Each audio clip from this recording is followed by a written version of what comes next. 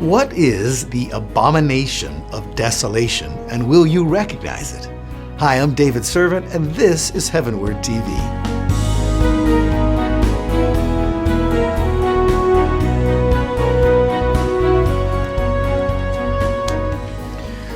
Well, God bless you, and thank you so much for joining me once again as we're continuing our chronological study through the entire New Testament. And we are going deep at this time, deep into the Olivet Discourse, so deep that if I was to review, I would never say anything new to you because we've covered so much material already. So if this is the first time you're watching us, please bear with me and either go back and review or just face up the fact that you've missed a lot that's come before what I'm about to say.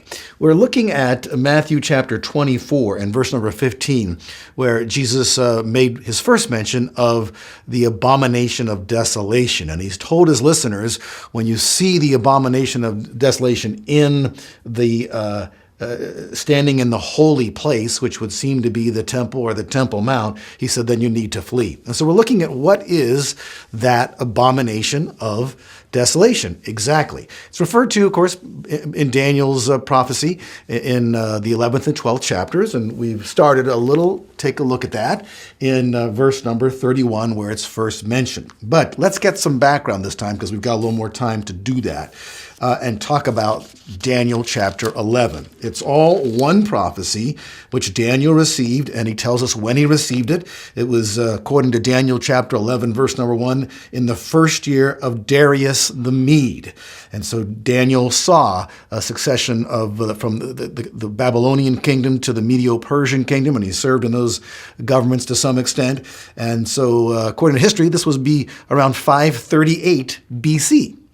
And this angel reveals the future to Daniel, and he reveals to him about 400 years of up-and-coming history, and it's all history now. Look what he says in verse number 2 of Daniel 11. And now I tell you the truth, behold, 3 more kings are going to arise in Persia. Then a 4th will gain far more riches than all of them. And that was King Xerxes, beginning with an X, okay? And as soon as he becomes strong through his riches, he will arouse the whole empire against the realm of Greece. So if you know anything about world history, Greece ultimately took over the known world from the Medo-Persian Empire. It was Alexander the great conqueror. And in fact, he's mentioned here in verse number 3, and a mighty king will arise, and he will rule with great authority and do as he pleases. There's no doubt that that's referring to Alexander the Great, and already we've covered about 100 years in just those first 2 verses, because there were 4 successive kings, he said, in Medo-Persia. And look at verse number 4. That's the sum total of Alexander's reign. Of course, he died, I think it was age 33, after conquering the whole world, nothing left to do, so he died. But as soon as he has arisen, his kingdom will be broken up and parceled out toward the 4 points of the compass. And that's exactly what happened after Alexander the Great died. His four of his generals divided up the kingdom, and each took a slice to rule over. And they had nice big kingdoms for each one of themselves, and north, south, and somewhat, I guess, east and west. But I happen to know more about the north and the south because that's the one that's referred to in the rest of this chapter. Daniel starts talking about the king of the north and the king of the south and their successive battles. And these 2 generals of the north and the south, one, of course, the north would be Syria, south would be Egypt, started dynasties. And let's just read a little bit further here. Verse number 4 again. But as soon as he has arisen, his kingdom will be broken up and parceled out toward the 4 points of the compass, though not of his own descendants. So they weren't his own sons that took over his kingdom, nor according to his authority, which he wielded, for his sovereignty will be uprooted and given to others besides them. Well, those are the 4 kings. Then, now listen closely, verse 5, then the king of the south will grow strong. Well, this is the first of the Ptolemaic pharaohs, beginning with the letter P, P-T-O-L-E-M-Y. And I've got it written some little notes here in the edge of my Bible. And anytime we read about the king of the south in subsequent verses, it's always either Ptolemy 1 or Ptolemy 2 or Ptolemy 3. In fact, you can read about them in verses 5, 6, and 7. We just run through these guys and their wars, and they're always wars against the king of the south. And that was another dynasty by that one general from Alexander's army, and I believe his name was Antiochus. So there's Antiochus 1, Antiochus 2, Antiochus 3, and all the sons of the Antiochuses fight all the sons of the Ptolemies, and so forth. And so you can read it and follow, get out a history book of the history at that time in that part of the world and follow it and pretty much line it all up with those people who are all history now. By the time we get to verse number 11, we're talking about a war between the king of the south and the king of the north, and it's Antiochus 3 and Ptolemy 4. Okay? And so I'm not going to bore you with all the details, but it gets interesting. You get down to verse number 17, and you read about one of these guys, he will give him the daughter of women to ruin it, but she will not take a stand for him or be on his side. We're all the way up to about 197 BC at this point in time, and guess who that gal is in the history books? Her name's Cleopatra. Okay, that's the gal she's the last pharaoh of Egypt, of the Ptolemaic dynasty. Married her brother, probably, which was the custom in that day. Didn't like her brother, squashed him, and went on to have an affair with Julius Caesar and Mark Antony. And they made movies about this gal because she was a colorful character, and she's in the Bible. Okay, and then finally, we get down here to verse number 21. Which a little note I put in the side of my margin is about Antiochus 4. And I'm not 100% sure of that, but anyways, it was one of the Antiochus guys. And I think this guy was known as Antiochus Epiphanes. And from there all the way down through verse number 35, it's, it all fits details about his life. And catch this, we read this last time in verse number 31, during one of these wars where he's fighting back and forth, he sets up the Abomination of Desolation. And we're going to have to wait till next time to talk about that. Be right back.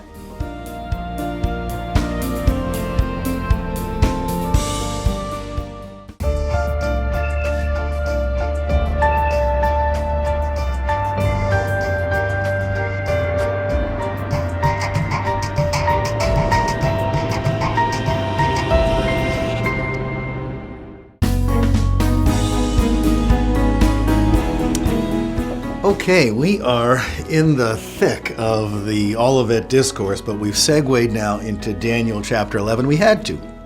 Jesus said, let the reader understand, or at least Matthew said that, regarding the Abomination of Desolation.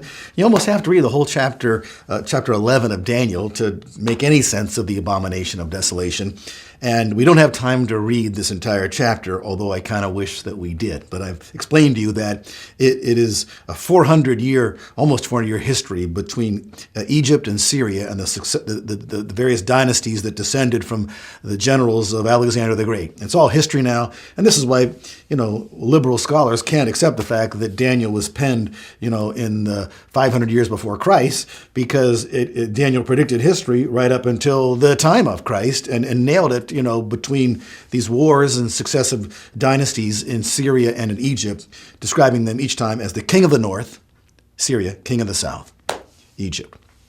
Okay, now when we get to around verse number 21 of Daniel chapter 11, we pretty much sure that we're reading about the fourth guy in the Antiochus dynasty, Antiochus 4, Antiochus Epiphanes, and same stuff, invading Egypt and fighting. But every time these countries fight, they have to go through Israel. So Israel suffers in the process. So it's really a history of Israel and all their sufferings. And if we could begin reading in verse number 29, of chapter 11 of Daniel's prophecy. At the appointed time, he will return and come into the south. But this time, it will not turn out the way it did before. For ships of Kittim will come against him, therefore he will be disheartened, and he will return and become enraged, at the Holy Covenant and take action. So as he passes back through Israel, he just, does, slaughter some people, and it's referred to as him being enraged at the Holy Covenant. And so he will come back and show regard for those who forsake the Holy Covenant. So he's going to favor those who, are the backsliders in Israel. And then verse number 31, here's the mention of the abomination. And forces from him will arise and desecrate the sanctuary fortress. Okay, desecrate. This is a holy place, the sanctuary, the temple, of which there was, of course, a surrounding wall and a secure place. You couldn't just walk in there without having to go through gates and so forth. He'll desecrate the sanctuary fortress. He'll do away with the regular sacrifice. So he's going to say no more sacrificing animals here. And he will set up the abomination of desolation. And it's my understanding that Antiochus Epiphanes of history, Antiochus IV, slaughtered a pig in 167 BC in the temple just to show the Jews that he hates their religion and he's going to do something that is abhorrent to them, slaughter an unclean animal there, totally against the law, and set up this, whatever it was, some kind of idol there in the temple. And so this was a horrible thing. And verse number 32, it gets interesting. By smooth words, he will turn to godlessness those who act wickedly toward the covenant. So again, this is all blasphemous type stuff. But the people who know their God will display strength and take action. And those who have insight among the people will give understanding to many, yet they will fall by the sword and by flame, by captivity, by plunder for many days. And again, study your history books. This is the Maccabean revolt. The family of the Maccabees, led the revolt against this desecration and Antiochus Epiphanes. And if you have a Catholic Bible, it includes two books that aren't included in the Protestant Bible, Maccabees 1 and 2. And it's the history of that time, not considered to be inspired books by the Protestants, but worth being in the Bible by the Catholics, okay?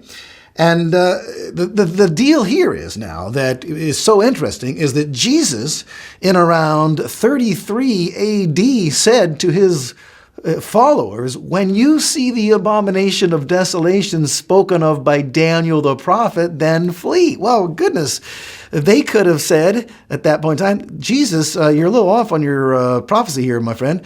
That happened 200 years ago. And you can read about it in Daniel, and it just follows a chronology and so forth. But Jesus is smarter than any of us, right? And so we got to accept what he says. And so the abomination of desolation is yet to occur. And there must be a double meaning here, and Antiochus Epiphanes must be a foreshadowing of some sorts of the future abomination of desolation. All right? Interesting stuff. And you might remember I talked to you about how people who study this and theologians have coined a term called the law of double reference. That is, you're reading a prophecy that has some imminent fulfillment, but also has this way in the future end times fulfillment. And that's exactly what's happening in Daniel. And that's probably exactly what was happening in Matthew chapter 24. And that's why we have so much confusion about, is this about the destruction of Jerusalem in 70 AD, or is this about the end of the world, which is yet to come? Okay. As we keep reading here in Daniel, which we're going to do, you're going to see that the language does seem to change. And you think, whoa. Are we still talking about Antiochus Epiphanes here? Okay.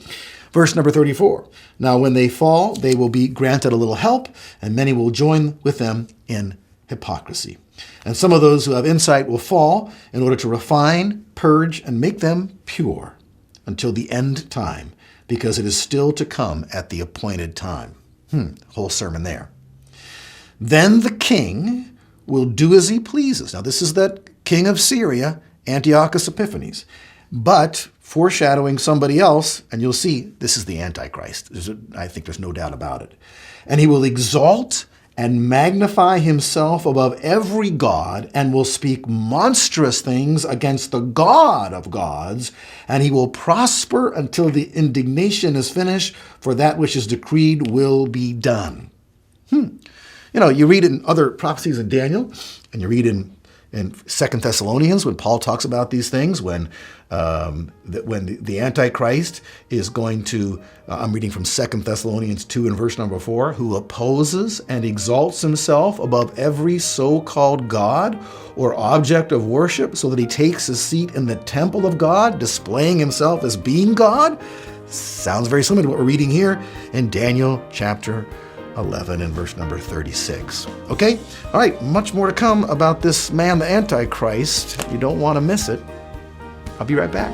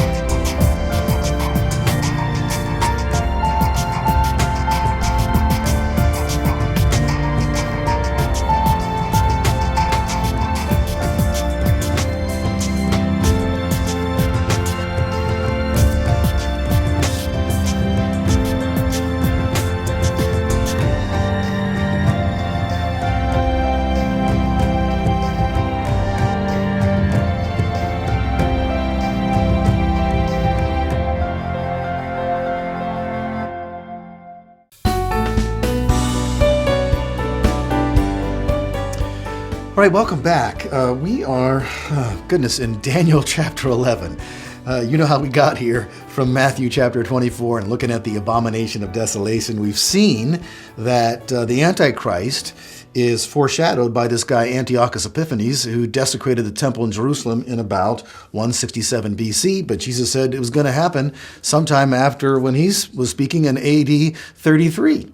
Okay, and there's evidence in 2 Thessalonians, I just read that to you, that the abomination of desolation, of which Jesus spoke of, is actually the Antichrist himself walking into the temple and declaring himself to be God.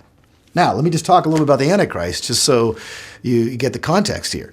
The Antichrist is someone whom the world thinks is the Christ, and all those who are deceived by him, think he's the greatest thing that ever happened because he does these marvelous miracles. He's this very skillful leader, and he rises during a time of great distress and turmoil in the world and brings a degree of peace. So he's, a man of war himself. But it's the signs and wonders that get people. And so the whole world chases after him. And probably there's, most people are convinced this is the Messiah, this is someone divine, this is God. They're just waiting with bated breath to hear him make the announcement. And apparently he will make that announcement. He's going to, at one point in time, walk into the temple and, as Paul said, take his seat in the temple of God, displaying himself as being God. Now, when Paul wrote that to the Thessalonians, the temple in Jerusalem was still standing. It wasn't destroyed, remember, until 70 AD. And so this raises all kinds of questions. It raised a lot of questions for hundreds of years because no one believed after the temple was destroyed that the temple could ever be rebuilt because, the Jews didn't even have a homeland of Israel in which they could build a temple, and it looked like like it was a complete impossibility. But since 1948, all those who studied eschatology had to, revise their books and say, well, it is a possibility. Israel has become a nation.